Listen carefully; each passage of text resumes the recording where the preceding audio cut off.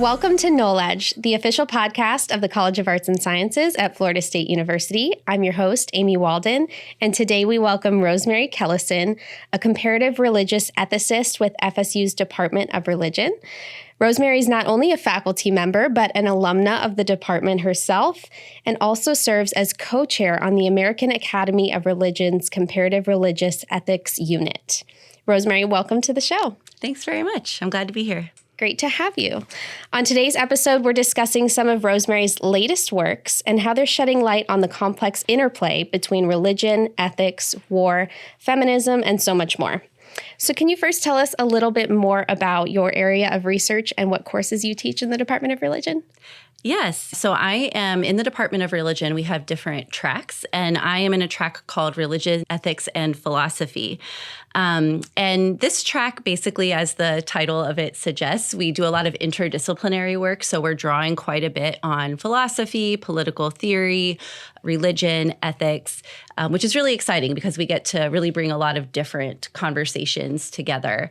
And FSU has a really strong tradition in an approach to religious ethics called comparative religious ethics, which basically means when I write or when I teach, I'm not speaking as the representative of any one particular religious tradition or community, but I'm instead interested in thinking about the different ways that various communities talk about their answers to questions like, what should I do? What does it mean to be a good person?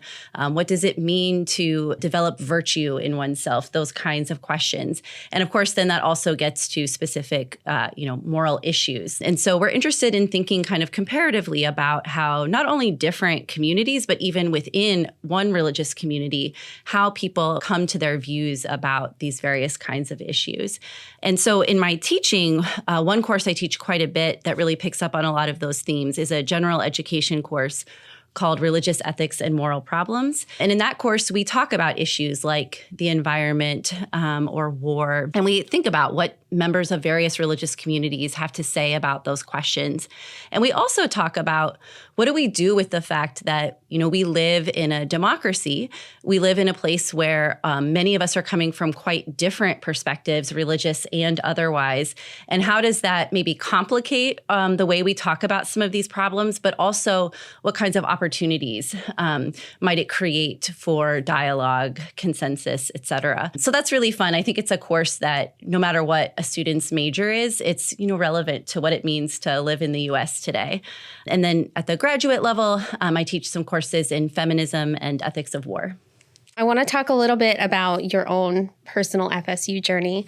You've been a faculty member with the Department of Religion since 2023, but as we mentioned earlier, you're actually an alumna of the department yourself, having earned your master's and doctorate from FSU in 2009 and 2013, respectively. Can you tell us what brought you back to FSU and how your experience as an alumna in the department is translated into your teaching? Yeah, it's been so wonderful. I don't know many people who get to, come back and work with their mentors as colleagues. And so that's been extremely great. And I genuinely loved my time as a graduate student here. I think our department, and I think this is true of a lot of departments at FSU, at the graduate level, faculty are just so available to students, and you really get to build a type of mentoring relationship that's special and unique. At least when I talk to friends who have gone to other grad programs, it seems really unique. And at my previous job, I didn't get to work with graduate students at all. So I was really excited about the chance to kind of be on the other side of that relationship. But then also, like I said, I still have my mentors here too, which is really nice. And so I think that experience of going through the program, knowing a bit about the type of student that's attracted to graduate study at FSU, I think, I'm just getting started here, but I think it will really help with being an effective mentor. Well, welcome back, and we're glad you're back. Me too. I'd love to turn now to some of your work. So how did you first become interested in studying religion and ethics? Yes. This is almost in some ways a hard question for me to think back and try to understand, but I do think reflecting on it, I think a lot of it had to do with kind of when I came of age. So I was a junior in high school when 9/11 happened. And so then, throughout college, it was a time of, the war in Afghanistan, the war in Iraq. It was also a time where domestically religion was playing a big role in politics in kind of a new way.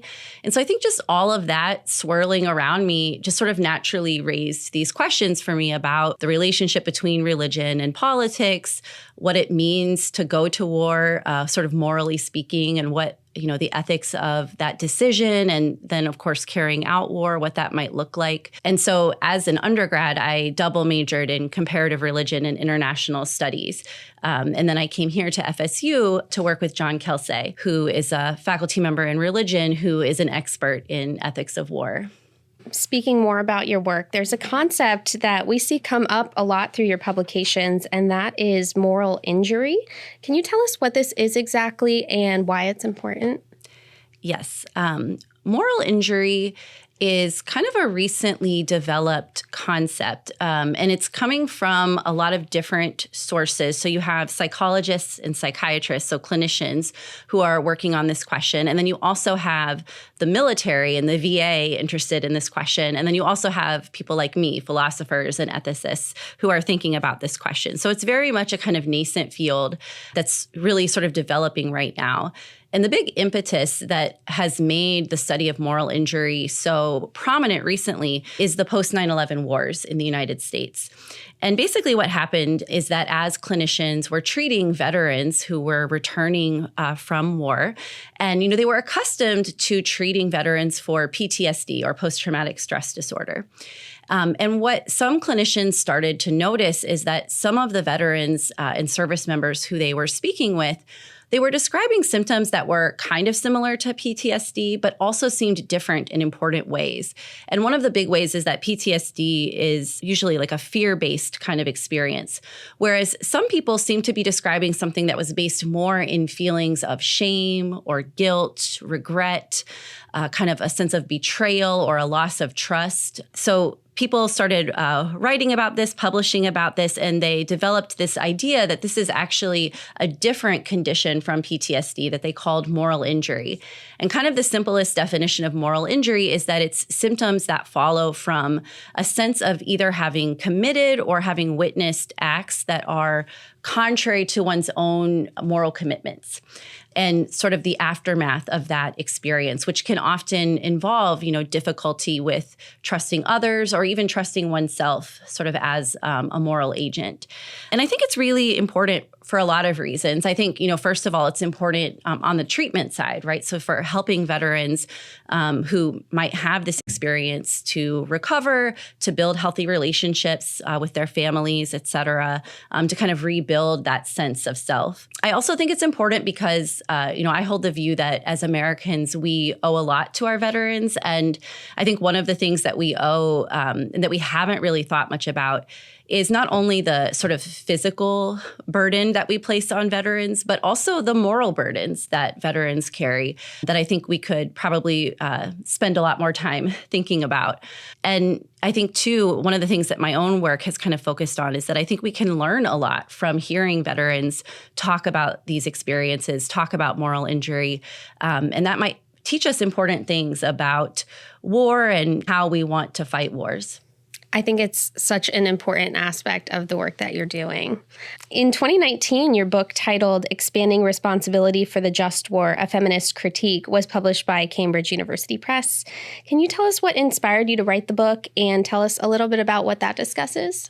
Sure. So as I was studying ethics of war, and in particular, I've worked within a tradition known as the just war tradition. This stretches way back to sort of ancient Roman roots and really takes off in sort of medieval Christian thought. And today, that tradition has developed or sort of provided a foundation for international laws of war, et cetera. So that's the tradition that I primarily study. And within that tradition, I became really interested in the question of how ethicists deal with a problem that they have been thinking about for hundreds of years, which is how civilians can be impacted by war. And in particular, harms that civilians may suffer during war. And it's been a concern, like I said, in the Christian tradition, in the Islamic tradition, and still today in the legal tradition. It's been a major concern. How do we limit harms to innocent civilians during war? And so the primary sort of mode that has developed of thinking about this question, it has its roots in the work of Thomas Aquinas, the 13th century Christian theologian, who had an idea called double effect, which basically he gives an example that's kind of helpful for understanding what double effect is. He says, he imagines that someone asks him, if someone was attacking me, would it be morally acceptable for me to kill that person in self-defense? And what Thomas says about this is that, well, sometimes one act can have two effects. Sometimes I might act with the intention of saving my own life because I feel like I'm in danger. And that act might have the unintended side effect that the aggressor dies. That wasn't my intention. I wasn't seeking to kill the aggressor. I was seeking to save my life, but this side effect occurred. And so today in international laws of war or kind of contemporary discourse about war, if you've ever heard of the concept collateral damage, basically the idea is that collateral damage is that unintended side effect of an act of war that is legal, it's targeted, aimed at a military target, it's proportionate to whatever aim you're seeking, but it has an unintended side effect, which is that a civilian is harmed or killed. And according to international laws of war, according to the ethics of war, you're not, you meaning the person who engaged in that action, you're not legally responsible or at fault for that death or harm to that civilian. Because again, it wasn't your intention, you were acting lawfully.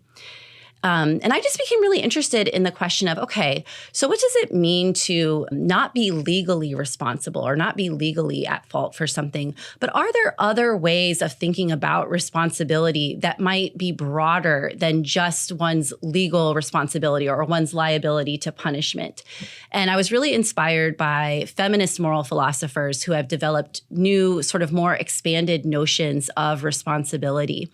And so a big part of what I write about in the book is, what would it mean to say, no, someone's not going to be imprisoned or fined or something like that or punished for carrying out an act that has these unintended side effects, but might there be other models of taking responsibility for these harms?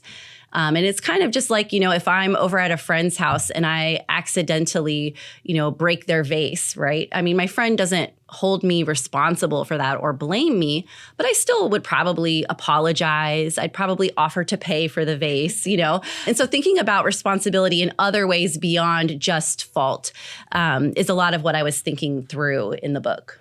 I could listen to you talk all day about this. And I love the way that you use those analogies to kind of paint this picture even more. Last year, you wrote an article for the Journal of the Academy of Religion titled Spiritual Fitness and Moral Responsibility in the Contemporary United States Military. Can you tell us what this article analyzes?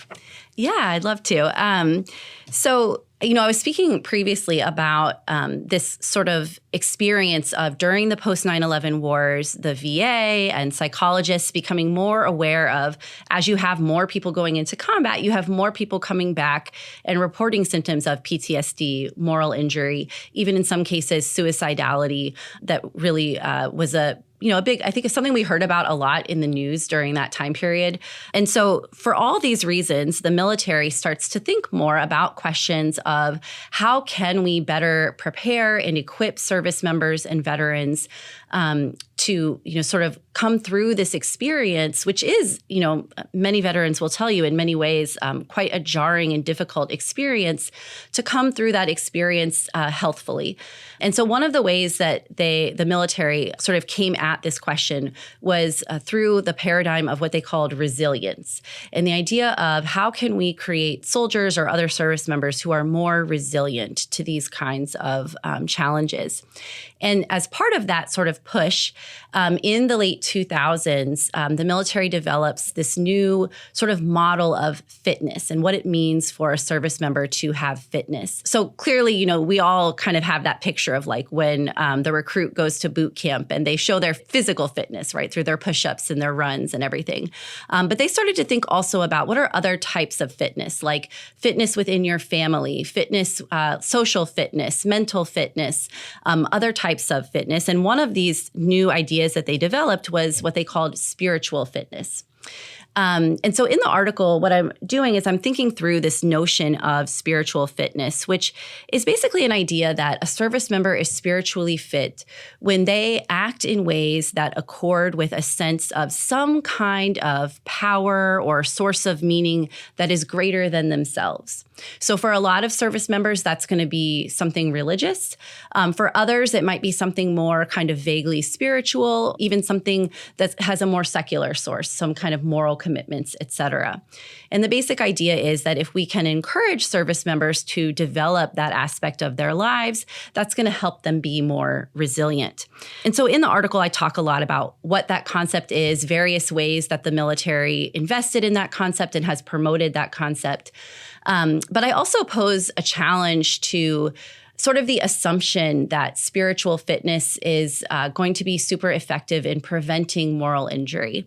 And the reason that I do that is because, at least in a lot of the stories I've read and a lot of the scholarship that exists on veterans talking about moral injury, one of the things that's really striking about it is that you might expect, since we're talking about feelings of guilt, shame, et cetera, that you'd be hearing veterans say that they have an experience of moral injury because they did something really awful during war. But actually, what you often hear these veterans talking about is actions that are totally legal, often commanded actions, right? Commanded by their superiors, actions that are totally consistent with what they perceive to be, a just cause for war, often even sometimes quite routine actions. There's one really moving essay by an Iraq veteran named Tyler Boudreau, who has written a lot about moral injury. And he talks about the experience of even just searching civilians' homes.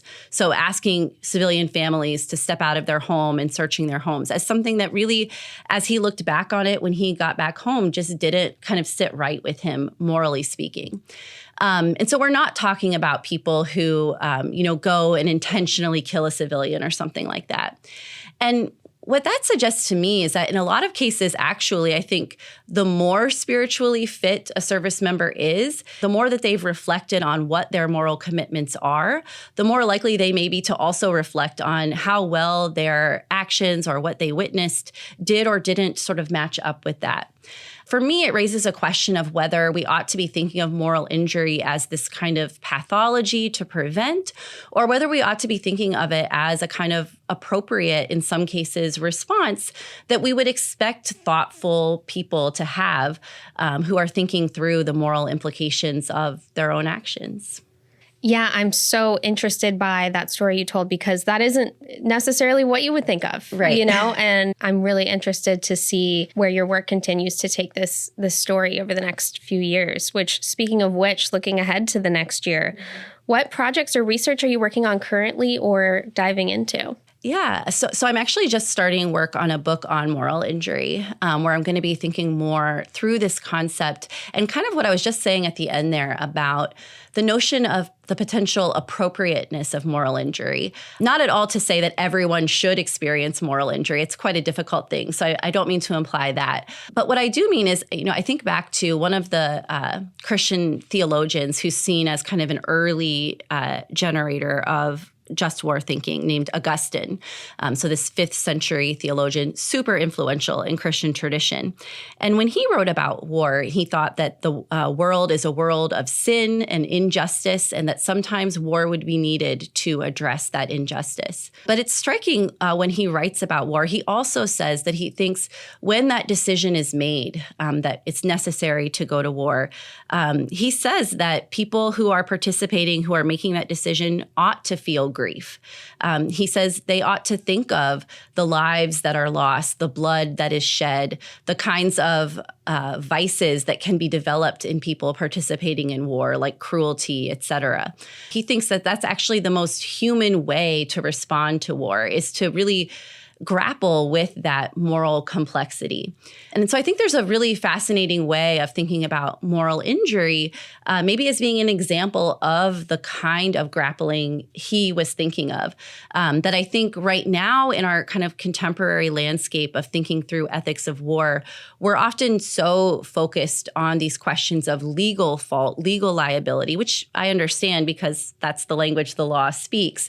But it can be hard to sort of have that space for these more gray areas where, someone didn't necessarily do something wrong, but they still may have a quite sincere and appropriate moral reaction to that. And so that's what I hope to explore more in the book.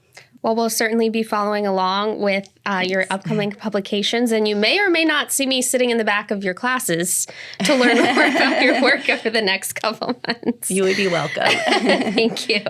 So, Rosemary, we end every podcast with our bowl of mystery questions. So go ahead and draw one and answer. Okay. All right. So the question is, what's your favorite book? Should I give an academic answer, or this is a hard one? It's up to you. Either way you want to take it. Okay. My favorite book at the moment would probably be The Lorax by Dr. Seuss, because I've been reading. So I have 2 young sons, and we've been reading a lot as they're, especially my older son, he's 6. He's really getting into reading. And all of the Dr. Seuss books are so great for him with reading because of the rhyming, and he just loves them so much. And so we've been reading a lot of Lorax, which of all the Seuss books, I just really love how that one is sort of inspiring, I think, in our present moment of thinking about questions around the environment and our relationship to the earth. And so I've really been enjoying reading that one with him quite a lot. So I'm getting teared up. That's so sweet. Love that answer. Yeah. Well, Rosemary, thank you so much for joining us today on Knowledge. And if you would like to learn more about Rosemary's work and the Department of Religion at FSU, visit religion.fsu.edu, which we've linked for you in the description box below. Thanks so much for tuning into Knowledge, and we'll see you next time.